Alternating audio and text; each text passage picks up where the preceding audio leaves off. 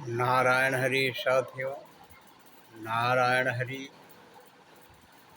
साथियों, आज इस वीडियो के माध्यम से जीवन की एक महत्वपूर्ण क्रिया को बताने जा रहा हूँ, जिसका जीवन पर बहुत बड़ा प्रभाव प्रकृति में पड़ता है। उस क्रिया को कहते हैं रति क्रिया। क्या कभी आपने सोचा है कि उत्पन्न होने वाले बच्चे, कुछ बच्चे बड़े दीर्घायु होते हैं, कुछ बच्चे रोग से ग्रसित होते हैं, कुछ बच्चे बहुत विवेकशील होते हैं और कुछ बच्चे विवेकहीन होते हैं।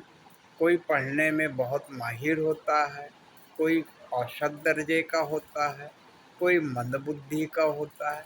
ऐसा क्यों? प्रकृति जब समान रूप से, समान ऊर्जा और समान क्रम में जब प्रजनन करके उसे उत्पन्न करती है, तो ऐसा क्या कारण है जिसके चलते बच्चे के माता पिता, परिवार, समाज, इसका सबों पे इसका प्रभाव पड़ता है।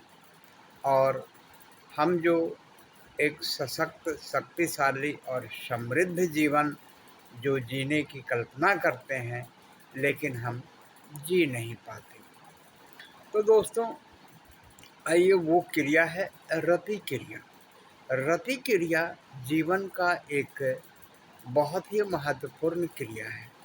इस रति क्रिया के सहारे ही हम जीवन के क्रम को आगे बढ़ाते हैं और सभी जीवों में बढ़ता रहता है, जिसको हम प्रजनन कहते हैं। तो ये रति क्रिया मनुष्य अगर अमावस्या के दिन, पूर्णिमा के दिन, एकादशी के दिन, चतुर्दशी के दिन, सूर्य ग्रहण के दिन, चंद्र ग्रहण के दिन या किसी बहुत ही प्रमुख त्यौहार जैसे दशहरा, दिवाली या दुर्गा पूजा, अन्य पर्व त्योहारों के दिन अगर रति क्रिया करता है, तो इसके दुष्परिणाम होते हैं।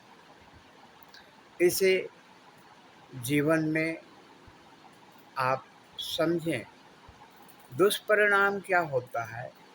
इन दिनों के अंतर्गत अगर आप किसी स्त्री के साथ संसर्ग करते हैं या रति क्रिया करते हैं, तो उत्पन्न होने वाला शिशु अल्पायु होगा, रोगी होगा, माता पिता को दुख देने वाला होगा और कभी कभी अपंग भी हो सकता है।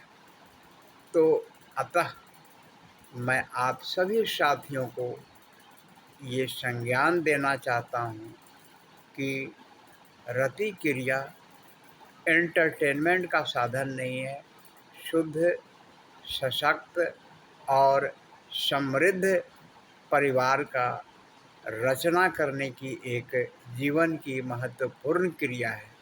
इसे एकादशी के दिन, अमावस्या के दिन, सूर्य ग्रहण, चंद्र ग्रहण, किसी पर्व त्योहार के दिन, अष्टमी के दिन, इन सब दिनों में आप वर्जित रखें।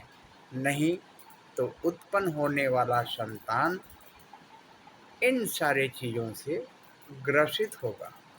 अगर आप समझते होंगे कि इतनी बड़ी चीज़ या इस तरह की चीज़ राजीव जी क्यों बता रहे हैं, क्यों क्यों मानवीय भूल जीवन के प्रति जहाँ होती है, मैं उसी को उजागर कर रहा हूँ।